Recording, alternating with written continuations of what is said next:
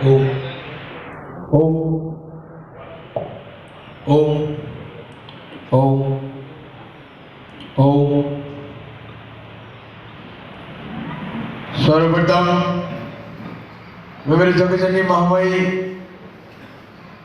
प्राप्त सिमरनीय प्राप्त वंदनीय सर्वदेवमयी सर्वतीर्थमयी जगत कल्याणकारिणी गौ माता जी के श्री चरणों में कोटि कोटि नमन वंदन अभिनंदन। परम पूज्य मेरे गुरुदेव भगवान श्री जगदीश गोपाल जी के चरणों में श्री कोटि कोटि नमन एवं गुरु महाराज श्री खेतेश्वर भगवान मेरे आदर्श श्रीदास भगत सिंह के श्री चरणों में कोटि कोटि नमन। मंच पर विराजमान सभी वंशाधीन एवं सामने विराजमान सभी मेरे युवा साथी बड़े बुजुर्ग के हर दिन विराजमान उस साक्षात परिपूर्ण परमात्मा के श्री चरणों में कोटि कोटि नमन। सर्वप्रथम मैं आपके इस सीगली और वलसाड़ जिला पूरा वलसाड़ जिला से जो भी यहाँ पर पधारे हैं आप सभी का बहुत बहुत साधुवाद आभार धन्यवाद कि आपने मेरे आगमन पर इतना बड़ा एक आयोजन करा। और इस आयोजन के मुख्य इस आयोजन के मुख्य जो करता है जिन्होंने मेरे को फोन करा और जिनके आग्रह पर मैंने अपना ये समय निकाल कर मैं यहाँ पर आया उन मोती सिंह जी को बहुत बहुत धन्यवाद साधुवाद। मगर एक बात कहना चाहूंगा साथियों कि आपके इस क्षेत्र के अंदर 2-3 जिलों के क्षेत्र के अंदर सम्मान का अगर कोई हकदार है गौ रक्षा में जिन्होंने पिछले 18 साल से अपना समय दिया है भोग दिया है काफी मुश्किलों का सामना किया है संकट का सामना किया है। मैं दिल से हृदय से महेंद्र सिंह जी को नमन करता हूँ प्रणाम करता हूँ क्योंकि ऐसे शख्स ने आपके इस क्षेत्र के अंदर गौ माता के प्रति एक जंग छेड़ के रखी। मैं उसको जंग कहूंगा प्रचार तो करा ही साथ में जंग छेड़ी है खुद ने खुद का भोग देकर। ऐसी साक्षात हत्या अपने बीच में विराजमान है। बाकी मैं जब से जेल से निकला तभी मैंने काफी पेपर में मीडिया में और लोगों के फोन के थ्रू मैंने सुना कि कुछ असामाजिक तत्व कुछ गद्दारों के साथ मिलकर अपने गौ रक्षकों को बदनाम करने की षड्यंत्र साजिश से रच रहे थे और महेंद्र सिंह जी के ऊपर को न जाने कितने कितने आरोप लगा दिए। ये बहुत बड़ी शर्म की बात है अपने लिए कि अपना हिंदू भाई अपने लिए अगर अपने धर्म के लिए अपने देश के लिए अपनी रक्षा गौ माता की रक्षा के लिए कुछ कार्य कर रहा है तो उसके बीच में अड़चने पैदा करते हैं। उन लोगों को चुल्लू पर पानी में डूब पड़ना चाहिए कि खुद तो कुछ कर नहीं सकते हिजड़ों की जिंदगी खुद तो जी रहे मगर जो कुछ मर्दों की जिंदगी जीने हैं उनको भी झुकाने का प्रयास करते हैं मगर वो नाकामयाब रहेंगे मेरे साथियों। जिसने धर्म की रक्षा के लिए कफन अपने सर पे बांध लिया दुनिया की कोई ताकत उसको रोक नहीं सकती। मगर इस देश का दुर्भाग्य साथियों कि इस देश की राजनीति में इस देश की राजनीति के अपने खुद के रोटले सेकने के लिए राजनीति के पापड़ सेकने के लिए आज हम लोगों को टारगेट बनाया जा रहा है। देश का प्रधानमंत्री कह रहा है सबसे बड़ी शर्म की बात है कि गौ रक्षक गुंडा है। बात ताली बजाने की नहीं है बात गौर करने की सोचने की है कि एक देश का प्रधानमंत्री जो गौ रक्षा को राम मंदिर को लेकर सत्ता में आया वो प्रधानमंत्री कह रहे कि गौ रक्षक गुंडा है। शर्म की बात है मेरे साथियों ये अपनी राजनीति के रोटले सेकने के लिए हमारे को भी नहीं बख्श रहे। और तो और इस देश का ऐसा मंत्री और गोवा का मुख्यमंत्री कह रहा है कि गोवा के अंदर बीफ की कमी नहीं आने देंगे। मैं कहना चाहूंगा उस मुख्यमंत्री को कि तेरी मां का मांस काट काट के बेच दे बीफ की कमी वैसे भी नहीं आएगी पर गाय का मांस काट के नहीं बेचने देंगे तुझे कहीं भी।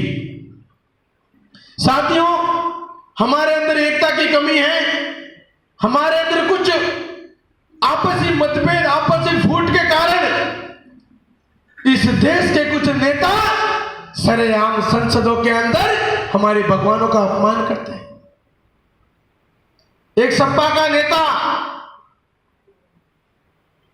सरेआम रम में राम और विष्णु जो विष्णु भगवान में विष्णु बता रहा है, वो जिसको रम में राम और विष्णु में राम दिख रहा है, मुझे लगता है उसको उसकी बहन में उसकी पत्नी नजर आती होगी, मुझे ऐसा नजर आ रहा है। जिस ऐसी सोच वाले व्यक्ति को ये भगवान राम और विष्णु भगवान के ऊपर इस तरह से हरकतें टिप्पणी करते हैं सिर्फ अपनी राजनीति के कारण। अरे तो मैं तो कह रहा हूं नरेश अग्रवाल एक हिंदू नहीं है, वो तो मुसलमानों से भी क्या गुजरा है। कम से कम मुसलमान अपने धर्म पे तो अटल रहता है, वो तो अपने धर्म को भी उसने छोड़ दिया अपनी राजनीति के कारण। मेरे देश के नौजवान साथियों, आज इस देश के ऊपर बहुत ही बड़ी विडंबना है, बहुत बड़े संकट का पहाड़ टूट पड़ा है कि इस देश की सड़कों के ऊपर सरेआम गाय की हत्या होती है और उसके बाद एक से एक राजनीतिक दोगले नेताओं की टिप्पणियां आती हैं, गौ रक्षकों के ऊपर झूठे मुकदमे दर्ज होते हैं, गौ हत्यारों के सपोर्ट में वो अपनी सारी हदें पार कर लेते हैं। मगर अब वो वक्त आ गया उन लोगों के मुंह पर तमाचा मारने का। मैं कहता हूं हमें भले गुंडा कहे, चोर कहे, मवाली कहे, तुम्हारे को जो पदवी देनी है दे सकते हो। हिंदुस्तान की तमाम सरकारें से कहना चाहूंगा मैं कि जिस व्यक्ति ने गौरक्षा का ठाना है वो आपके इस दोगले बयानों से डर के घर में नहीं बैठने वाला। हमें गर्व है कि गौरक्षा करते हुए अगर हमें कोई गुंडा कहे तो इससे बड़ा गर्व की बात हमारे लिए कुछ नहीं हो सकती। मेरे साथियों, हम गुंडे हैं, छाती ठोक के कहता हूं हम गुंडे हैं और धर्म की रक्षा के लिए गुंडे के जो बनना है हम बनेंगे। मेरे भाइयों, हिंदू समाज बहुत पीछे रह गया है। आज जगह जगह आप लोग कहानी सुन रहे हो, तरह तरह की हरकतें हो रही है भारत के अंदर। मालदा जैसे कांड हो रहे हैं, बंगाल के अंदर से हिंदुओं को खदेड़ा जा रहा है। जो घटनाएं कश्मीर में हुई थी वो घटनाएं आज बंगाल में उस दुष्ट एक राक्षस शूर्पणखा के राज में हो रहे, ममता बनर्जी शूर्पणखा के राज में हो रही है वो घटनाएं। मेरे साथियों, इस देश में, इस हिंदू राष्ट्र के अंदर कुछ दानवीय असुरी शक्तियों ने हिंदू धर्म का पतन करना निश्चय करके रखा है। उनका मिशन है कि हिंदुत्व को खत्म करना। मगर मैं कहना चाहूंगा कि इस देश के अंदर आज भी ऐसे ऐसे हिंदू युवा, हिंदू लोग, हिंदू कट्टर हिंदूवादी लोग बैठे हैं जो हिंदुत्व को कभी झुकने नहीं देंगे। मेरे साथियों,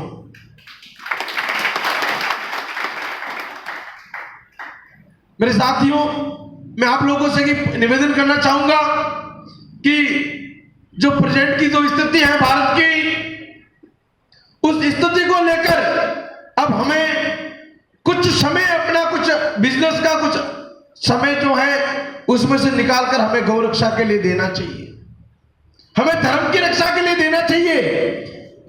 मैं नहीं कहता कि आप हथियार उठाओ, कानून हाथ में लो। मैं तो कहता हूं कि तन मन धन से सहयोग करो, जो व्यक्ति काम कर रहा है उसको सहयोग करो। मगर एक बात मैं आपको याद दिला दूं कि इतिहास गवाह रहा है, इस भारत के अंदर जितने भी मुगले आए, अंग्रेज आए, उन सबको भगाने के लिए हमारे इस हिंदुस्तान के शहरों ने कोई हाथ नहीं जोड़े, कोई अनशन पे नहीं बैठा, किसी ने उपवास नहीं किया। भगवान परशुराम ने कहा था कि धर्म की रक्षा के लिए हथियार उठाना पड़े तो उठा लेना चाहिए। अब हमें एक संगठित हिंदुत्व को एकत्रित करना है। मैं तो कह रहा हूं सारे के सारे भारत में अंदर जितने संगठन हैं सबको एकजुट होकर एक मंच पे आकर इस देश की दोगली सरकारों को जवाब देना चाहिए। आज तक इस इतिहास में इस देश की राजनीति ने किसी ने गौरक्षा की बात नहीं की, और जिसने भी बात करी उसकी बात को वहीं बंद कर दिया गया। मैं धन्यवाद देना चाहूंगा योगी आदित्यनाथ जी को कि जिन्होंने वचन दिया था कि यूपी की सत्ता में आते ही मैं सबसे पहला मेरा काम है गौरक्षा का, जो कट्टर गौरक्षक है, और उन्होंने करके दिखाया। और मैं तो भगवान से प्रार्थना करना चाहूंगा, गौ माता से प्रार्थना है कि आने वाले भविष्य में योगी जी इस देश के प्रधानमंत्री बनेंगे, ये मुझे विश्वास है। और जिस दिन योगी जी प्रधानमंत्री बन जाएंगे उसी दिन इस देश का कल्याण संभव होगा, मेरे को ऐसा लग रहा है। मैं किसी का विरोधी नहीं हूं, मैंने मोदी जी का खूब समर्थन किया। साथियों, उनके प्रधानमंत्री जी के चुनाव से पहले भारत के सभी गौरक्षकों को दिल्ली लेके गया था और लाखों की संख्या में दिल्ली में रैलियां निकाली, घर घर जाके प्रचार किया। हमने किसी से चंदा नहीं लिया था, हमारे को बीजेपी वालों ने बोला नहीं था कि आप हमारा प्रचार करो, मगर हमने दिल से प्रचार करा, क्योंकि हमें विश्वास था कि वो व्यक्ति देश का कुछ न कुछ भला करेगा और गौ माता के लिए कुछ न कुछ काम करेगा, हमारा राम मंदिर जरूर बनाएगा। मगर शर्म की बात मेरे साथियों, दोनों मुद्दे भी पेंडिंग पड़े हैं और उल्टे गौरक्षकों पर कानून बना रहे हैं। गौरक्षकों के डोजियर तैयार करो। मैं कह रहा हूं कि प्रधानमंत्री जी, आपने जो बयान दिया था उसमें मैं जेल में था और जेल से बाहर निकलने के बाद मैंने आपको उसका जवाब ही दे दिया था। मगर मैं कह रहा हूं कि अगर आप कुछ बोलते कि भाई गौरक्षा की आड़ में कुछ लोग गैर कानूनी काम कर रहे हैं, कुछ लोग गलत काम कर रहे हैं, तो हम आपका समर्थन करते हैं कि हाँ, इस देश में होता है, गौरक्षा की आड़ में गलत काम भी होता है। मैं मानता हूं, मैंने देखा है और मैंने उनको सजा भी दी है अपने हाथों से। कुछ लोग गौरक्षकों को बदनाम करने के लिए, पैसे कमाने के लिए अपने धर्म को भूलकर वो लोग गंदे काम कर रहे हैं। इसका मतलब ये नहीं कि इस देश के सारे गौरक्षक फर्जी है, सारे गौरक्षक गुंडे हैं। आपकी सरकार क्या कर रही है? आपका प्रशासन क्या झकमरा रहा है? क्या प्रशासन आपका? जांच करो, कौन गौरक्षा की आड़ में गलत काम कर रहा है, उनको कड़ी से कड़ी सजा होनी चाहिए, ये मेरी मांगनी है। मगर सभी गौरक्षकों को गुंडा बोलोगे तो बर्दाश्त नहीं करेंगे, इसका जवाब 2019 में मिलेगा आपको। मैं बीजेपी समर्थक हूं, मैंने बीजेपी का समर्थन किया था, मगर आज अफसोस होता है, दुख होता है कि उस पार्टी के कुछ वरिष्ठ नेता, उस पार्टी के ऐसे ऐसे मंत्री, कभी कोई बोलता है मैं गौमांस खाता हूं, कभी बोलता है गौमांस खाने का सबको अधिकार है, कोई बोलता है गौमांस की कमी नहीं आने दूंगा। मेरे साथियों, उन सभी लोगों के मुंह पर तमाचा मारना पड़ेगा हमें। अगर इसी तरह से हाथ पे हाथ धरे बैठे रहे तो एक समय, बहुत ही जल्दी एक समय आएगा आपके सामने, ना आप रहेंगे, ना आपका बिजनेस रहेगा, ना आपका धर्म रहेगा। आज भारत के अंदर ऐसे क्षेत्र बता दूं, मैंने पूरे भारत का प्रवास किया है। आप चले जाओ कुछ बंगाल के कुछ क्षेत्र के अंदर, केरला के कुछ क्षेत्र के अंदर, आप घर में टंगोरी बजा के पूजा नहीं कर सकते, आप कोई भी हिंदू त्योहार नहीं मना सकते। ये तो आपका सौभाग्य है कि आप ऐसे राज्यों के अंदर बैठे हो कि आप स्वतंत्र हो अपनी धर्म की पूजा अर्चना करने के अंदर। घर का दरवाजा बंद करके मौन पूजा करते हैं, मौन। ऐसी स्थिति है भारत के कुछ गांवों के अंदर। अभी अगर धर्म की रक्षा के लिए आप लोग आगे नहीं आए तो आपका समय भी आते हुए समय नहीं लगेगा मेरे साथियों, क्योंकि चारों तरफ से इस देश के अंदर हिंदुत्व के ऊपर इतनी असुरी सत्या पड़ी हुई है। कुछ ईसाई धर्म परिवर्तन कर रहे हैं, कुछ लोग लव जिहाद कर रहे हैं, अपने मंदिरों को तोड़े जा रहे हैं, गाय की हत्या हो रही है। यानी कि हर वो संभव उन लोगों से जितना बनता है वो सब प्रयास, सब काम कर रहे हैं हिंदुत्व को खत्म करने के लिए। और हिंदू किस में लगे हुए हैं? सिर्फ पैसे कमाने में, सिर्फ पैसे कमाने में। आप सोच रहे हो कि मेरे पास लाखों करोड़ अरबे रुपए हो जाएंगे तो मैं बच जाऊंगा? दैट इम्पॉसिबल, संभव नहीं है ये। कभी कश्मीरी पंडित भी ऐसे ही सोचा करते थे, वो भी ऐसे ही बोला करते थे कि हमारे पास केसर बादाम की खेतियां हैं, बंगले, गाड़ियां हैं, पैसे, दौलत, धन दौलत है, हम सब कुछ खरीद लेंगे, सबको ये कर लेंगे। मगर मेरे साथियों, जिस दिन उस आतंकवादियों के उस ठिकानों से जो ऐलान हुआ, उसके बाद उन कश्मीरी पंडितों के पास कुछ भी नहीं रहा। आज तक उनको एक फूटी कौड़ी नहीं मिली। दिल्ली की सड़कों के ऊपर मूंगफली के ठेले लेकर खड़े हैं मेरे साथियों। वो करोड़पति BMW में घूमने वाले आज दिल्ली की सड़कों पर मूंगफली लेके घूम रहे हैं, क्योंकि उन्होंने अपने धर्म को भुला दिया था, अपनी मां को भुला दिया था। मैं कह रहा हूं, जो व्यक्ति धर्म को भुला देगा, जो गौ माता को भुला देगा, उसका नाश निश्चित है मेरे साथियों। किसी के पास इतनी फुर्सत नहीं है कि वो धर्म की रक्षा के लिए आगे आए, मगर भगवान किसी व्यक्ति विशेष को भेजता है इस धरती पर।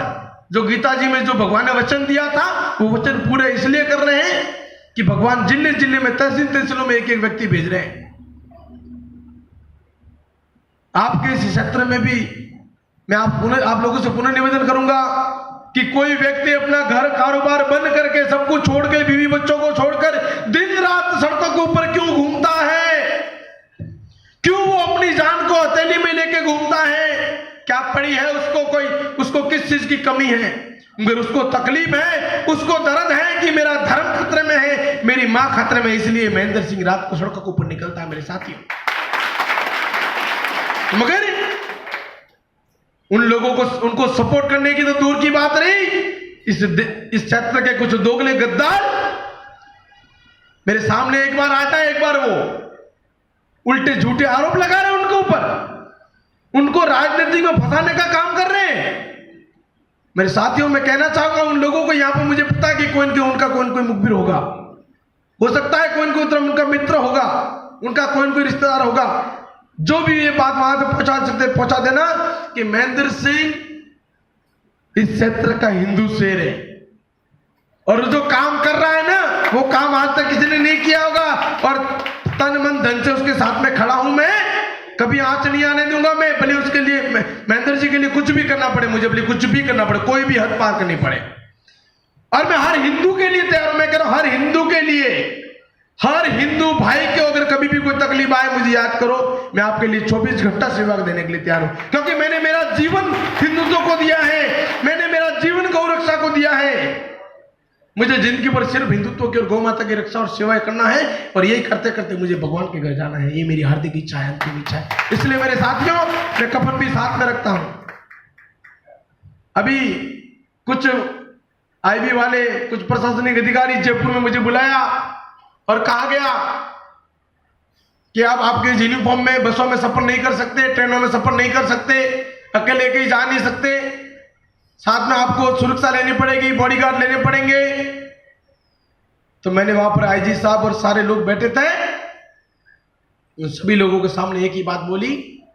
मैंने कहा, साहब, सुरक्षा की जरूरत उनको होती है जिनको जिंदगी से मोहब्बत होती है।